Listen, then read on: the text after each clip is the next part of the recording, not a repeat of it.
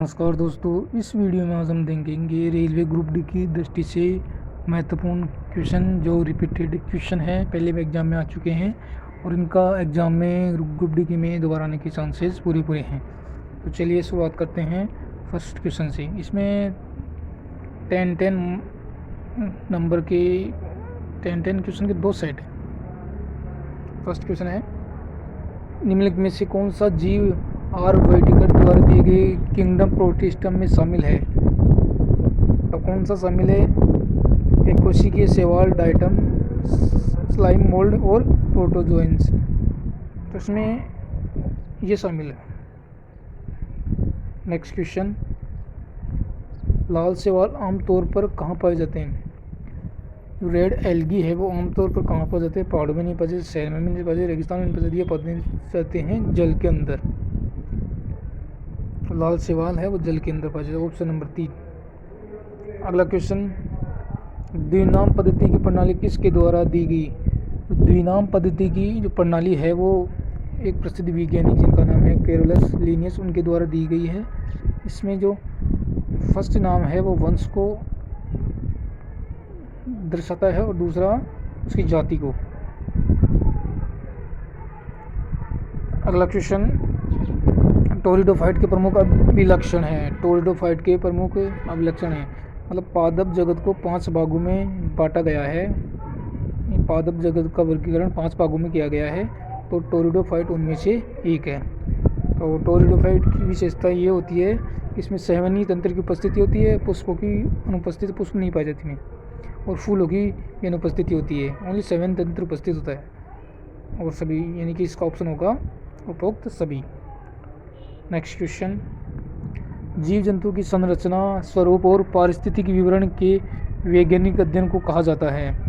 जो जीव जंतु की जो संरचना और जो स्वरूप है और जो पारिस्थितिक विवरण है उनके अध्ययन को क्या कहा जाता है? हम किस नाम से जानते हैं? जियोलॉजी। मतलब उसका इन सब चीज़ों का अध्ययन करने वाली जो विज्ञान है उसको हम जियोलॉजी के नाम से जानते हैं। अगला क्वेश्चन, निम्नलिखित में से कौन सा समूह मोनेरा समूह में है? तो कौन सा है मोनेरा समूह में? मशरूम भी नहीं होता है, खमीर भी नहीं है, जीवाणु भी मोनेरा समूह में नहीं है, तो इसमें पाई जाती है जो इसमें पाई जाती है काई। नेक्स्ट क्वेश्चन, निम्न में से कौन सा गैर हरा प्रपोषी पौधा है? तो काई है वो हरा प्रपोषी नहीं स्वपोषी होता है। कवक जो होता है वो होता है गैर हरा प्रपोषी पौधा।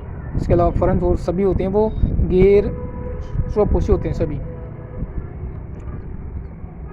बिल्ली का वैज्ञानिक नाम क्या है? बिल्ली का भी वैज्ञानिक है नाम जो है वो है फेलिस डोमेस्टिका। बिल्ली का वैज्ञानिक नाम है फेलिस डोमेस्टिका। और इसमें जो है पेंथेरा टिग्रिस ये बाघ या टाइगर का है। इक्वस केबलस ये घोड़े का वैज्ञानिक नाम है। नेक्स्ट क्वेश्चन, निम्नलिखित में से किसे एनिमिलिया जगत के अंतर्गत वर्गीकृत नहीं किया गया है? किसे एनिमिलिया जगत के अंतर्गत वर्गीकृत नहीं किया गया? तो प्रोटोजोआ को वर्गीकृत नहीं किया गया है और सभी मेटोजोआ, चोआ, नोचोआ और पिपियन सभी को वर्गीकृत किया गया है।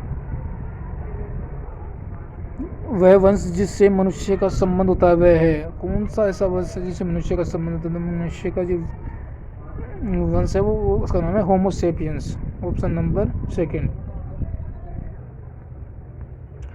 मेंडल ने किस आधार पर युग्मकों की शुद्धता का नियम दिया था? तो मेंडल ने द्विसंकर या परीक्षार्थ संकरण, एकर संकरण, कौन से सिद्धांत के आधार पर युग्मों की शुद्धता का नियम दिया था?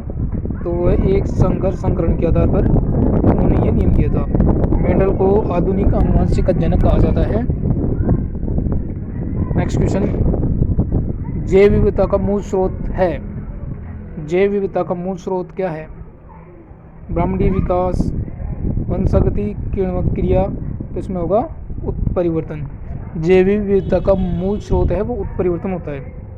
अगला क्वेश्चन, जीन शब्द किसके द्वारा गढ़ा गया? मतलब जीन शब्द किसके द्वारा दिया गया? जीन शब्द का प्रयोग सर्वप्रथम किसके द्वारा किया गया? तो वो किया गया विलियम जॉनसन के द्वारा।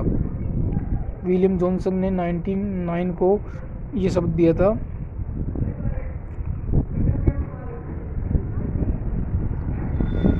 अगला क्वेश्चन, जीन के एलील में कोई सम्मिश्रण नहीं होता है और दूसरी पीढ़ी में दोनों लक्षणों की फिर से अभिव्यक्ति हो जाती है, ये कथन संबंधित है। ये कौन से सिद्धांत से संबंधित है? मेंडल के कौन से सिद्धांत से संबंधित है ये? तो ये है विसंयोजन का सिद्धांत है ना, मेंडल का विसंयोजन का जो उनका सिद्धांत है उसमें उन्होंने ये बात कही है। अगला क्वेश्चन, प्राकृतिक वर्णन द्वारा प्रजातियों की उत्पत्ति का सिद्धांत किसके द्वारा दिया गया? तो प्राकृतिक वर्णन द्वारा प्रजातियों की उत्पत्ति का सिद्धांत है वो दिया गया चार्ल्स डार्विन के द्वारा। उनकी एक पुस्तक है नेचुरल थ्योरी, उसमें ये सब सिद्धांत का वर्णन किया गया है। नेक्स्ट क्वेश्चन, न्यूक्लियस निम्न में से किसके संश्लेषण का स्थल है? तो न्यूक्लियस में किसका संश्लेषण स्थल होता है? Ribosomal RNA. कौन से चीज़ें न्यूक्लियस में बनती है? राइबोसोमल आरएनए चीज़ें यहाँ पर ये बनती है। वंशानुक्रम का सिद्धांत किसके द्वारा प्रतिपादित किया गया? तो वंशानुक्रम का जो सिद्धांत है वो मेंडल के द्वारा प्रतिपादित किया गया, जिन्हें आधुनिक आनुवंशिकी के जनक कहा जाता है। अगला क्वेश्चन, अपने परिवार से विरासत में मिलने वाली विशेषता का चयन कीजिए। परिवार से विरासत में कौन सी चीज़ें किसी व्यक्ति को मिल सकती है? ऊंचाई मिल सकती है, बाल मिल सकते हैं, आँख मिल सकती है, लेकिन अनुभव नहीं मिल सकता। तो इसका जो ऑप्शन होगा वो ऑप्शन नंबर होगा सेकंड। डीएनए के मूल निर्माण खंड है। डीएनए के मूल निर्माण खंड मतलब डीएनए किन किन से मिलकर बना होता है?